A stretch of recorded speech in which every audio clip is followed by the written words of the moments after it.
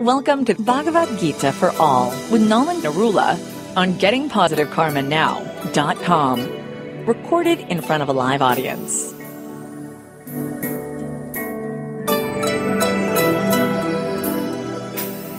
Om Namo Bhagavate Vasudevaya. Om Namo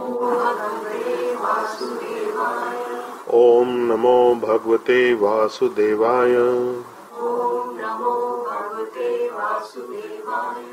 Om Namo Bhagavate Vasudevaya.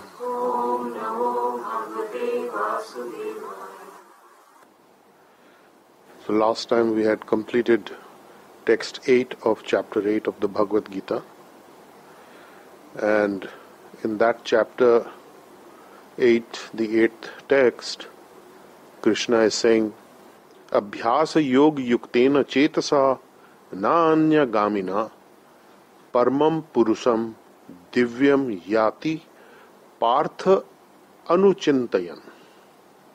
When a person is practicing being engaged in consciousness, chetasa nanya gamina, without being deviated, the consciousness, the mind is focused, the mind and intelligence are focused on Paramam Purusam, the Supreme Person, which is Krishna, Divyam, transcendental, Yati Partha Anuchintayan, constantly thinking of Arjun, son of Pritha, Partha. Such a person achieves the transcendental, he achieves transcendental consciousness and he attains to me, he reaches me. The important point is chetasa naanya gamina. So how is that going to happen? How will you consciously connect with Krishna all the time with an undeviating mind? Now this is, you cannot go through your daily activities with your attention focused on Krishna only. However, when you are a healer, you have that flow of the Krishna energy in you, in terms of the KQ force and Reiki, the universal life force energy. And you are consciously thinking of him indirectly when you are working with those energies. So when you are covering everything that you do with those energies, you are actually in consciousness of the divine. And it is well to remember frequently that where the source of this energy is coming from. So that source again is Krishna himself, as we have spoken about earlier also, where Krishna says in chapter 6 and 7 that those who connect with the super soul aspect within and understanding that, they understand the super soul is present in others, the Atma, Paramatma is there above the Atma. So then such a person serves me best. He does sevate mam, sevate, like that. So this is text 8 which we completed last time. And then Krishna is giving us the method further what we should do. Kavim Puranan Anusasitaram Ano Aniyam Sam Anusmaret Ya Sarvasya Dhataram Achintya Rupam Aditya Varnam Tamasa Parastat. So Kavim Puranam Anusasitaram. Kavim is a person who is knowledgeable, one who knows everything. Puranam, the oldest. Anusasitaram, controller. And Anu Aniyam Sam, smaller than the Anu, atom, smaller than the smallest. Anusmaret, always thinking, Yahoo, Sarvasya, everything, Dhataram, the maintainer, Achintya, cannot be conceived by your mind and intelligence. It is beyond your consciousness level to conceive of this. Achintya, it is inconceivable. Rupam, form. Aditya Varnam, who is shining brilliantly like the sun. Aditya is sun, Varnam means form. Tamasa Parastat, Tamasa means ignorance, darkness. Parastat, who is beyond, transcendental too. So he is shining and luminous like the sun, and he is transcendental beyond this material nature. And one should meditate on the Supreme Person, who is all-knowing, who is the oldest of all beings. He is the original, who is the controller and maintainer of everything, and beyond your conception of the material mind. So with the mind you cannot capture or understand. You can only get glimpses of who he is, of his qualities, and by looking closer at what we can understand, we come to a point where we see that thinking stops at a particular point. Knowledge or knowledge gathering is taking place by the mind and the senses. So there is a point when the mind and the senses cannot grasp something. It is beyond their grasp, and that is the divine. For example, in the Srimad Bhagavatam, the first few shlokas say that those who come to this study, it is Vedanta, the end of knowledge. You have studied so far to the extreme point of knowledge, and where knowledge stops, this transcendental science begins. That is the advanced study and appreciation of who the divine really is. By looking at his activities, by seeing what he did, that is what the mind can grasp. That is what the intelligence can grasp. But otherwise it is very difficult to understand the divine, because these are inconceivable things beyond the grasp of the mind and intelligence, so we cannot actually use those tools to try and understand. However, we can work with his energies, we can work with that consciousness as a healer, as a person who is connected to the spiritual energies, who is a Brahmin, in other words, by whatever name called, whether called as a Brahmin, whether called as a Vaishnav, whether called as a QnA healer, whether called as a Reiki healer, and similar, provided the energies are of Brahma, the transcendental spiritual energies, which are in all these examples that I mentioned. Then we come to text 10, because earlier Krishna has said that he who has focused on me and is working with me and has practiced this abhyas yogena, at the time of death he will remember me. So in the 10th text, Krishna takes up this point again. Prayana kale manas chalina bhaktya yukta yoga balena cha eva bhruvo madhya pranam aveshya samyak sa tam param purusam upeti divyam. Prayan kale, at the time of death, manasa achalena, without being disturbed, deviated or unbalanced. Achal means without being deviated, moved, unbalanced. Manasa, the mind, without being deviated by the mind. Bhaktya yukta yoga balena, in full devotional service, engaged. Bhaktya is in the devotional service, yukta being engaged, and yoga balena by the power of mystic yoga, not by power of mind, not by power of intelligence, by mystic yoga, which is also the healing energy that you have, the Brahma energy within. Cha eva bhruvo, between the two eyebrows, bhruva, eyebrows. Madhye pranam, the life air. The prana is the life air which keeps you in this body. Avesya samyak, establishing fully, completely. Saha hi tam param purusham upeti divyam. Sa tam param purusham upeti divyam. Such a person, he or she, that transcendental param, highest, purusham, the original person, the original generator of everything, upeti divyam, achieves this in the spiritual world, in the spiritual place. So that is the Vaikuntha Loks, and ultimately in Krishna's own home, which is Golok Vrindavan. So at the time of that, when you engage the mind, your consciousness rather, at the time of death, one who is fixing the consciousness of his prana, his air, life air, between the eyebrows. That is, why is that? Because that is the third eye chakra, just between the eyebrows and above.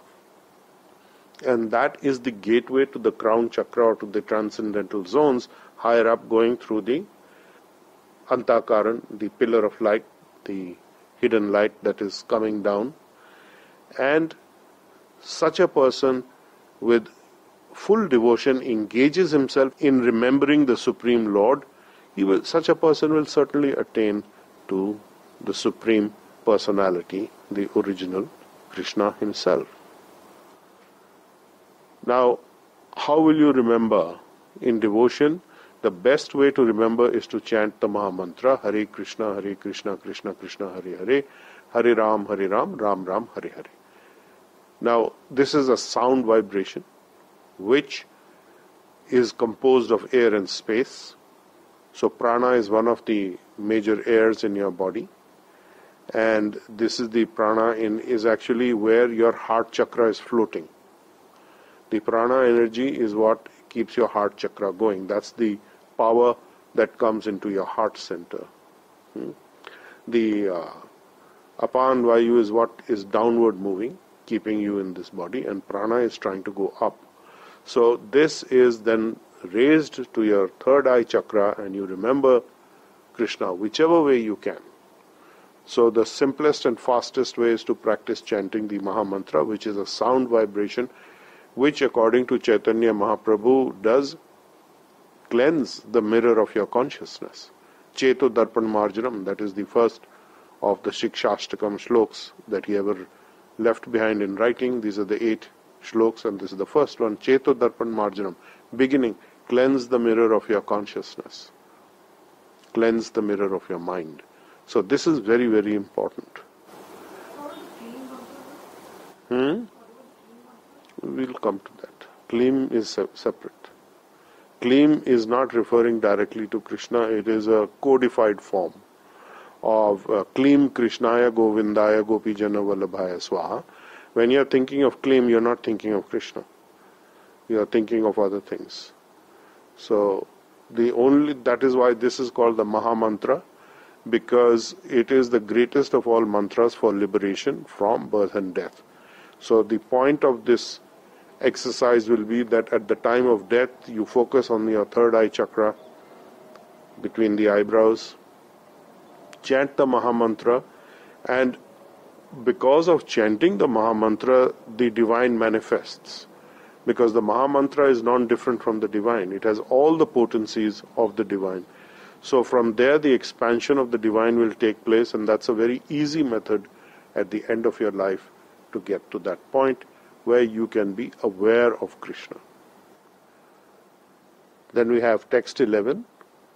Yad aksharam veda vida vadanti vishanti yat yataya vitaraga yat ichhanta brahmacharyam charanti tatte padam sangrahena pravakshaye. So yad akshara veda vida vadanti. A person, Veda Vida is a person who is conversant with the Vedas, who is learned and knowledgeable about the Vedas, the books of higher knowledge. Yat Aksharam, that Aksharam, Aksharam is inexhaustible, unending. That which is inexhaustible, the person conversant with the Vedas, Vadanti, he says that. So what is that? That is the Omkar, the Om sound, from which the whole universe is generated, and which is the sound of the universe in movement, is the Om sound. So that is Yad Aksharam Veda Vido Vadanti. Vishanti Yad Yatayo Vitaraga Yat Ichhanta Brahmacharyam charanti tatte padam sangrahena pravakshayi. Yataya, such a person enters, Vedanti Vishanti enters Yat Yataya, the great sages, Vitaraga in the renounced order of life, Yat Ichanta desiring, celibacy is Brahmacharyam, Charanti practices, Tatte unto you that Padam situation, Sangrahena in summarized form, Pravakshe I shall explain to you.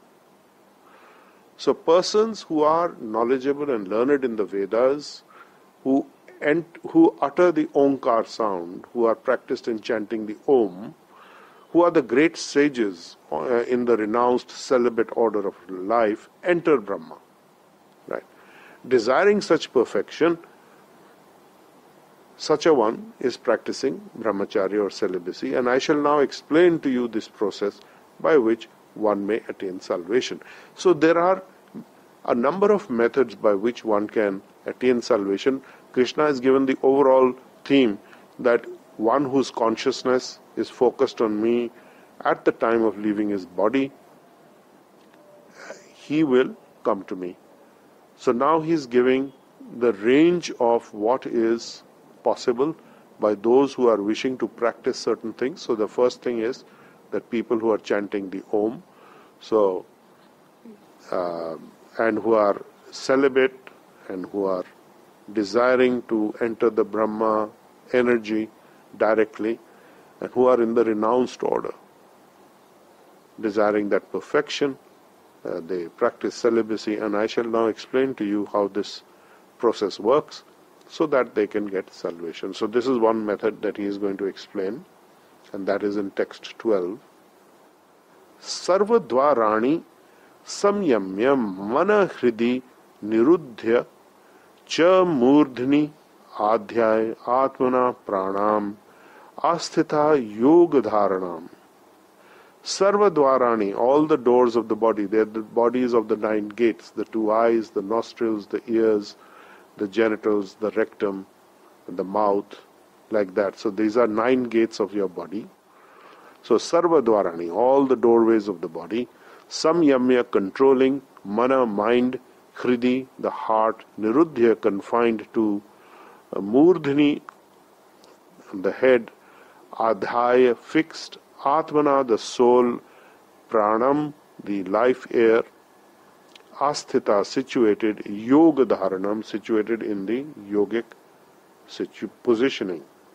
So the yogic situation is a detachment from all sensual engagements. The senses naturally run towards the objects of the senses. The eyes see a form, the ears hear something, the mouth tastes something, and the genitals are wanting to engage in some procreative activity, and so on and so forth. The rectum is engaged in eliminating the waste materials from the body, and the urethra and so on. So if one is detached from all these sensory engagements and closes all the doors of the senses by fixing the mind on the heart and the life air and paying attention to the top of the head, bringing his attention there, then he is establishing himself in yoga. Of course, the shortcut is you do your healing and chant Hare Krishna and think of Krishna. And that is going straight to the crown chakra. So then text 13, Om iti ek aksharam brahma vyaharan mam anusmaram ya prayati tyajan deham sa yati parmam gatim. Om, the combination of the letter A, U and Ma, Om, the Omkar, iti, thus, ekaksharam, the supreme, indestructible. Aksharam, kshara means to destroy, akshara means not destructible. Ekaksharam, the one, supreme, Brahma, absolute, vibrating, vyaharan, mam, me, Krishna, anusmaran, remembering, ya prayati tyajan, one who remembers me, tyajan, while tyajan deham, leaving this body, sa yati param gatim, he reaches me. and certainly reaches my zone of existence, which is the Vaikuntha planets, the spiritual planets, and depending on how far you go there, you can go to Golok Vrindavan, his personal planet. So he has expanded into many spiritual planets, and he will, such a person will reach there.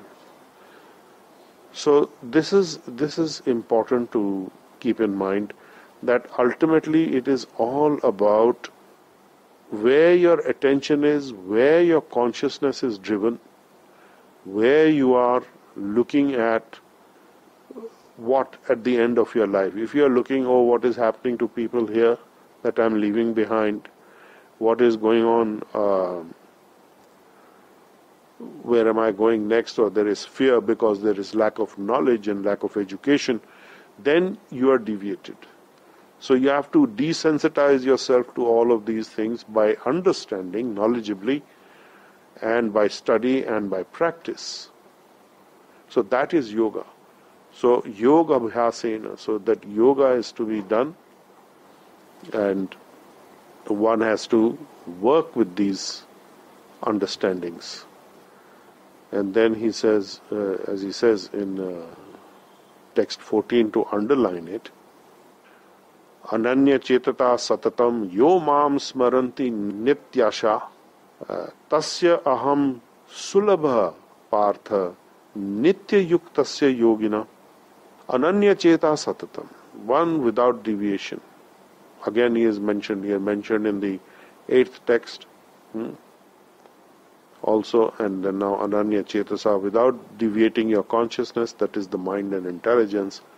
Satatam Yamam, one who smarati, remembers. Smaran means to remember. Smarati comes from smaran.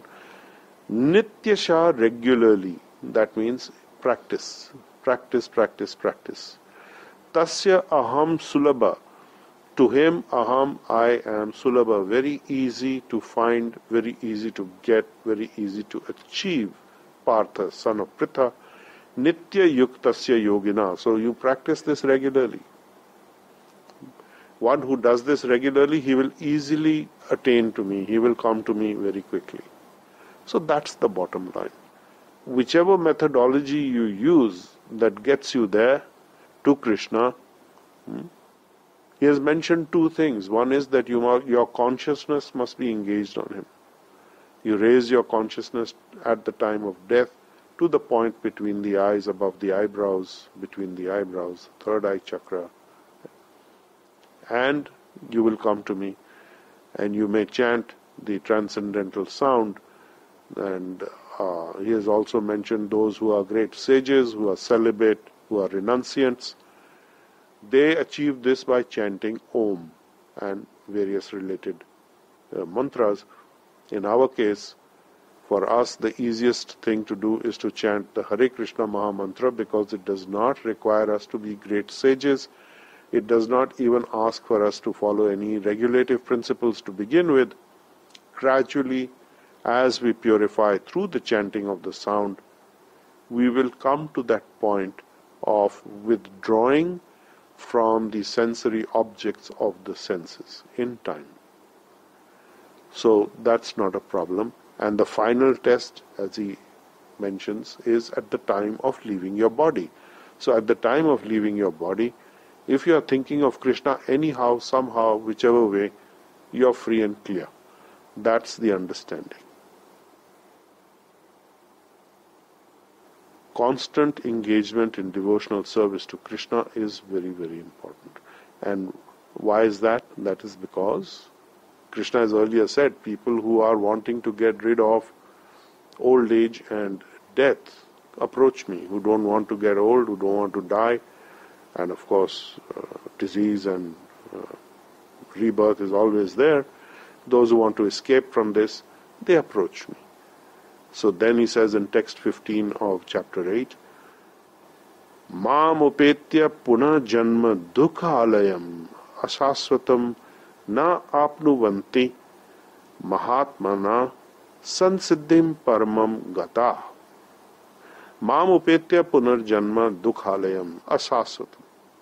So what is Dukhale? Dukhale is a place of misery, which is this material world. Birth, death, old age, disease, trouble of the mind, trouble by other people, Adi Devik, Adi Bhautik, and Adi Adhyatmic, troubles from your own mind and body, troubles from nature, from the demigods, trouble by other living entities, and so much other trouble also, birth, death, old age, and disease. So this is Ashasvatam, temporary. This temporary place. So one who achieves me, such a great soul, who are Mahatmana, great souls, and who is Mahatmana, I said earlier, Bahunam Janmanam Ante, Vasudeva Sarvamiti Sa Mahatmana Durlubha. So Vasudev means the source of everything and also refers to Krishna. Such a great soul attains perfection ultimately. Because of that, they do not ever return to this material zone. So this is his absolute verdict and his statement, which cannot be shaken. It is absolutely pakka, so to speak. And to underline it again, he is going in text 16 to make it very, very clear. Abrahma bhuvanat loka puna avartina arjuna mam upetya tu kaunteya puna janma na vidyate. Abrahma bhuvanal loka, from the highest planetary system up to the highest Brahmalok, the place of Lord Brahma, which is the highest of the 14 planetary systems in the material universe, all the lokas, all the planets. Puna, again, avartina, returning, Arjun, you do not. You do not come back. Puna janma na vidyate, never takes rebirth again. If you go to the Brahmalok, you can take rebirth. But usually, at the end of Brahma's life cycle, Brahma goes to the spiritual sky, taking all the souls with him. But all the way up to the Brahmalok, from the lowest place to the highest place, the whole material world, everything is a place of misery. Even Brahmalok is a place of misery, ultimately. There is no old age and disease, but there's birth and death. So that's why Krishna has mentioned birth and death earlier and has not mentioned old age and disease, because that happens in the lower planets. In the higher planets, there's no old age and disease as such. Of course, people age, but not the way they do in the lower planets, but there is death. He is making it clear, repeated birth and death take place. So that is because in the cycles of 1000 yugas in one day of Brahma, many planetary systems appear and are destroyed in cycles of 4 yugas. The Satyug, the Dwapar, the Kal Yug, and so on, like that. So these ages keep recycling, and there is destruction of the planets. And at the time of Pralaya, the only planet that remains is Dhruvlok. That's a special boon received by Lord Dhruv Maharaj, who is the grandson of Brahma. He said, I want to be greater than my grandfather's planet also, I should not be destroyed. So that is the pole star, the Dhruvlok. Beyond that, that remains. So from the highest planet in the material creation down to the lowest, every single one is a place of misery. So do not think going to the higher heavenly planets, Lord Indra's planet, Indralok, Indrapuri, heaven is going to be something very nice, because that is also a place of misery. All kinds of miseries. They're battling demons, they're battling for their position, they want to maintain their chair like politicians. All that is going on. It's not a great place. There's misery. And repeated birth and death take place. So when the demigods are over, some of the demigods, when they finish with their cycle of what they're supposed to do, then they again are to be reborn. So it's a miserable condition. So this is impermanent, it is dukhalaya. But one who comes to me, who attains to me, he never has to come back here. So we can understand that everyone who's in the material zone has not been in the transcendental zone directly. He has originated from the Supreme, but was never staying in the transcendental zone. It was always on the edge and then downfall, slowly descending into the various material universes, starting from the higher and working down to the lower. So we will pause here at text 16 of chapter 8 of the Bhagavad Gita. And if there are any questions, I will take questions. Anita, you may ask a question. Hello, sir. Good evening, sir. Good morning, sir. Good morning. Yeah. Please ask your question. I